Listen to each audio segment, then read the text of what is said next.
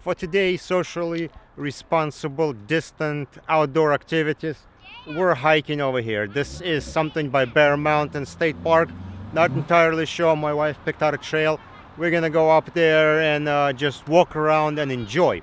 And while we do that, we are going to talk about an awesome topic, not necessarily discovery related, but just something that I like to mention. And that is how people avoid doing work. Now, this is very common, especially in supporting type positions.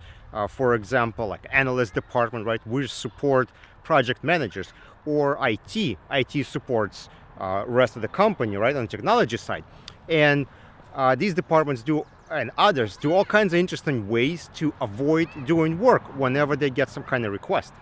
Now, before we dig into a list of items I have for this topic, I do want to say that I am personally guilty of doing some of these things myself. So it's not like I'm saying this is what other people do and how much I don't like them and so on.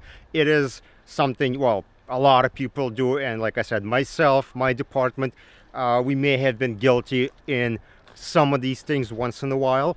But you know what? First thing to do is at least admit that you're doing it, and then you can work on fixing yourself. Also, if I had a fight with you, like, argument at work, it's not about you. These things come from numerous experiences I had working at different companies. So if you're, IT or somebody that I've been talking to recently and we had an argument about something, this is not about you. This list comes from lots and lots of different experiences I have over many jobs over many years. So with that in mind, let's get started. Now, the first way is, of course, delay, right? Whenever you open a ticket with support and say like, hey, I have a network share that's kind of slow, trying to zip something up, what's going on? And what they're gonna do is they're just gonna delay. Not even gonna respond. It's gonna go in the queue somewhere. Somebody's like, yeah, all right. Somebody send an email, whatever. And they're gonna wait and wait as long as possible, a few hours, half a day. And then if you follow up, or maybe in a day they try to follow up with you, they'll say like, oh, you still having that issue? Well, can you try again? And by that time, maybe the backups that were running finished or something else finished, and they're like, oh, well, the problem is gone. Great, cross it off the list without bothering to investigate what happened.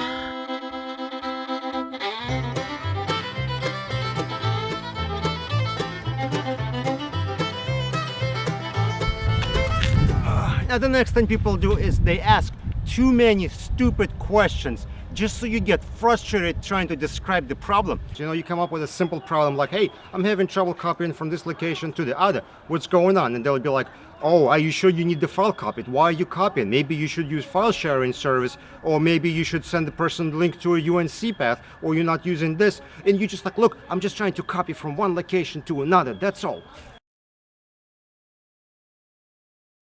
Now, the next thing people do when they try to avoid working on something, they make things worse than they were to begin with, just so that you don't ask them again next time. So let's say you're processing something and you get an errors, everything erroring out, breaking, and you're like, can you help me? And they're like, oh, okay, yeah. Could you try it again? Like, what do you mean try again? Oh, I just deleted what you processed. Can you just do it over? So let's see if we get errors that time. Look, no, that's not what I meant. You don't delete my files. The other fun example of this happened when we received, a while ago, when we received the hard drive that was formatted for a Mac. Client sent us data on the Mac formatted drive so no one could read it. So we brought it over to IT department saying, hey, we can't use this hard drive. Can you make it so that we can get data off of it? And what they look at it like, oh, the hard drive, you can't use this hard drive? I don't know what's going on. Plug it in, it says, do you want to format? So what they do is they say format, yes, check it, it's blank, bring it back and say, okay, here's your hard drive, now you can use it.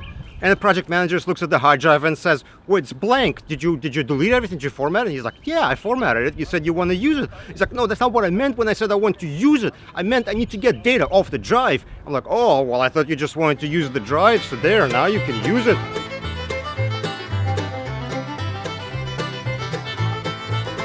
So this is a pretty cool location. We're hiking. We got Hudson River right there. That's Hudson River. And then over there, you could see various freight trains, right? Okay, let me zoom in. We got trains going, and we have a nuclear power plant over there. Very, very beautiful, very scenic. We enjoy it very much. Okay, back to the hiking.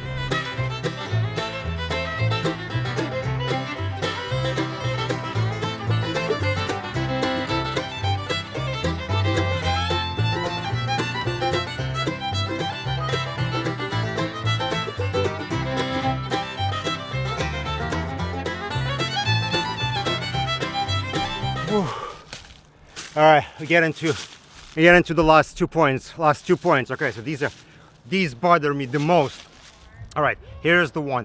This one is passing on clearly wrong answers from somebody else. So let's say you ask somebody to troubleshoot something, like maybe a phone system went down or problem with the hosting software, something like that. And then they're like, oh yeah, I'll call tech support, I'm gonna find out. And so they call and then they talk and they come back to you and they tell you like, oh yeah, the problem is because of so and so. And you're like, what? This makes no sense whatsoever. And their answer would be, well, that's what tech support told me. And you're like, yeah, obviously that's what they told you, but does it make sense? You know, if, let's say, I was on the phone with tech support and they give me some kind of weird reason, I would kind of push on and say like, no, that doesn't make sense. Can you get your supervisor? Can you ask somebody else? And can you get to the bottom of it? And what they would do is they would, whoever doesn't want to do work, is they would just pass on clearly wrong answer back to you, just so you go away or contact support yourself.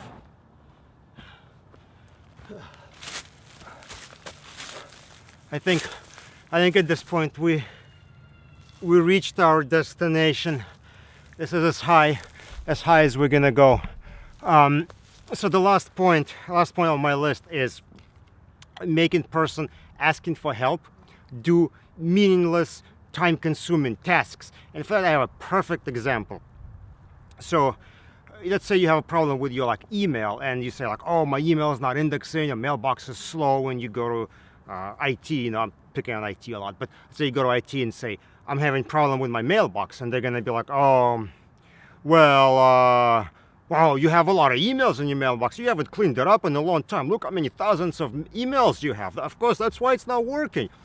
And so you're like, well, what should I do? And they go like, well, make a PST, drag and drop it so it's archived and so and so. So you go away and you start trying to do it. And of course it tells you like, oh, you can't drag and drop too many items at a time. So you go back and like, how am I supposed to archive it? And he's like, no, you got to do it like, well, a few months at a time and keep making those PST files so you free up the mailbox.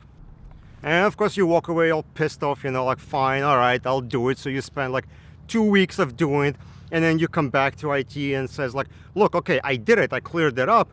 It's still not working. And so what they're gonna tell you is like, oh, well, you cleaned it up, but there is something else. And why don't you go and find some other tasks? You know, they'll figure out what other tasks you could do. So you basically just go away and do meaningless repetitive tasks for a while so you don't bother them again.